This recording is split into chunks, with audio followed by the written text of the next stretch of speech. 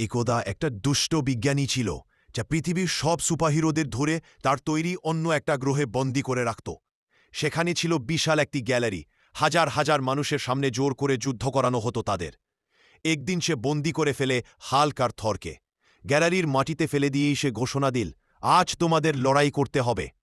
থর হাল্ককে দেখেই চিনে ফেলে, হাল্ক, আমি থর, আমরা বন্ধু, আমরা অ্যাভেঞ্জার্স। কিন্তু হাল্ক কিছুই বুঝতে পারে না, তার স্মৃতি যেন মুছে গেছে। সে গর্জে উঠে থরের দিকে ঝাঁপিয়ে পড়ে। থর প্রথমে আঘাত এড়াতে থাকে, বোঝাতে থাকে, বন্ধু থামো, আমরা একই দলের। কিন্তু হাল্ক আরও বেপরোয়া হয়ে ওঠে, থরের ওপর একের পর এক হামলা। থর ক্লান্ত, হতাশ, কিন্তু ব্যর্থ তার সব চেষ্টা। অবশেষে থর বাধ্য হল তার আসল শক্তি ব্যবহার করতে। চোখে বজ্রের ঝিলিক তুলে সে মিয়লনির তুলে ধরল। হাল্ক আবার আক্রমণ করতে আসতেই ট্র্যাশ! থরের শক্তিশালী হ্যামারের আঘাতে হাল্ক মাটিতে ধসে পড়ে। গ্যালারি স্তব্ধ। থর হাঁপাতে হাঁপাতে বলে, ক্ষমা করো বন্ধু, এটা আমার ইচ্ছা ছিল না। এভাবেই দুষ্ট বিজ্ঞানীর গ্যালারিতে শেষ হল বিন্ধুবিরোধী ভয়ঙ্কর এই লড়াই।